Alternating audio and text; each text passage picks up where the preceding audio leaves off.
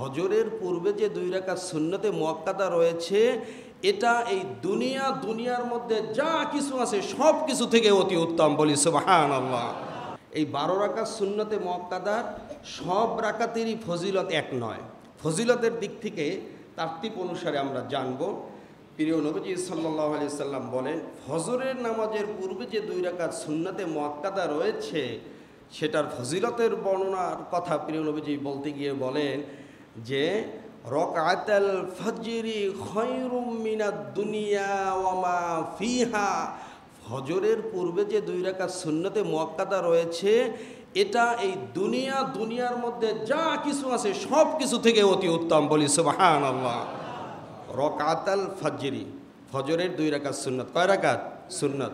ফজরের ফরজ নামাজ তো 2 রাকাত আছে, তার পূর্বে 2 রাকাত সুন্নত।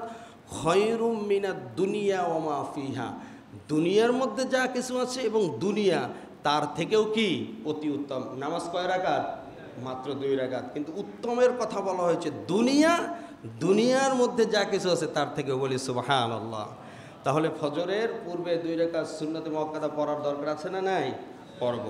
অন্য এক হাদিসে এসেছে আন আয়েশা রাদিয়াল্লাহু তাআলা আনহা ক্বালাত লাম ইয়াকুনিন নাবিয়্যু সাল্লাল্লাহু আলাইহি সাল্লাম আলা শাইইন মিনান নওয়াফিলি আশাদ্দা মিনহু তাআহুদান আলা রাকাতিল ফজরি।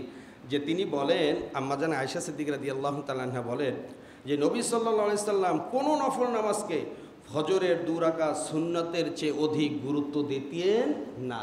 এখানে নফল নামাজ বলতে সুন্নত, কোনো সুন্নত নামাজকে প্রিয় নবীজি এই ফজরের 2 রাকাত সুন্নতের চেয়ে অধিক বেশি গুরুত্ব দিতেন না। এটাকে খুব গুরুত্ব সহকারে প্রিয় নবীজি আদায় করতেন।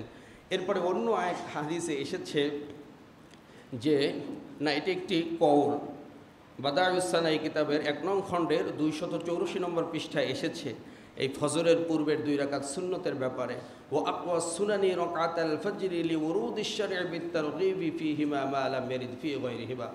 সুন্নত নামাজগুলোর মধ্যে সবচেয়ে অধিক গুরুত্বপূর্ণ দৃঢ় হলো ফজরের 2 রাকাত সুন্নত, কারণ শরীয়তের পক্ষ থেকে এই 2 রাকাতের প্রতি এমন উৎসাহ গুরুত্ব এসেছে যা অন্য কোনো সুন্নতের ব্যাপারে আসেনি। যেহেতু প্রিয় নবীজি বলেছেন খায়রুম মিনাদ দুনিয়া ওয়া মা ফিহা।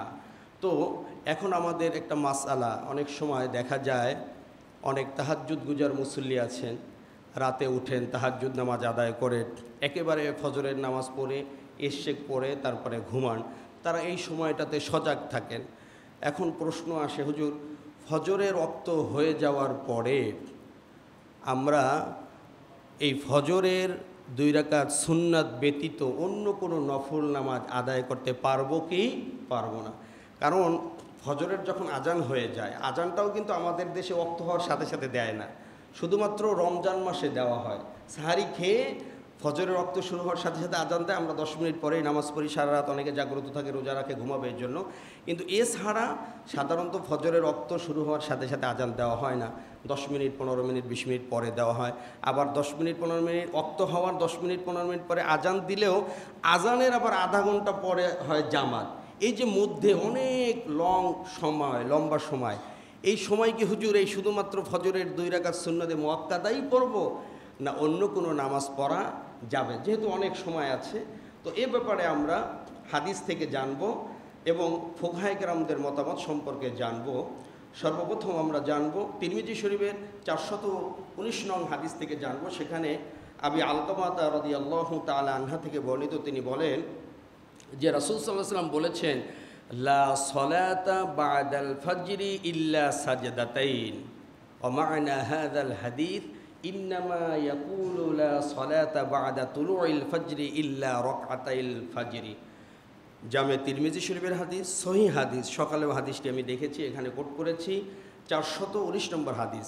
এখানে সাইয়্যিদুনা ইবনে ওমর রাদিয়াল্লাহু তাআলা আনহু থেকে বর্ণিত। শুরুতে আবি আলকামা রাদিয়াল্লাহু তাআলা আনহু বর্ণনা করেছেন, একেবারে শেষ সাহাবী হচ্ছেন আব্দুল্লাহ ইবনে ওমর রাদিয়াল্লাহু তাআলা আনহু। তিনি বলেন রাসূল সাল্লাল্লাহু আলাইহি ওয়াসাল্লাম বলেছেন যে লা সলাতা বা'দাল ফজরি ইল্লা সাজদাতাইন, অর্থাৎ ফজরের ওয়াক্ত শুরু হওয়ার পরে এই ফজরের 2 রাকাত সুন্নত ব্যতীত অন্য আর কোনো নফল নামাজ নেই, অন্য আর কোনো নফল নামাজ পড়া যাবে না।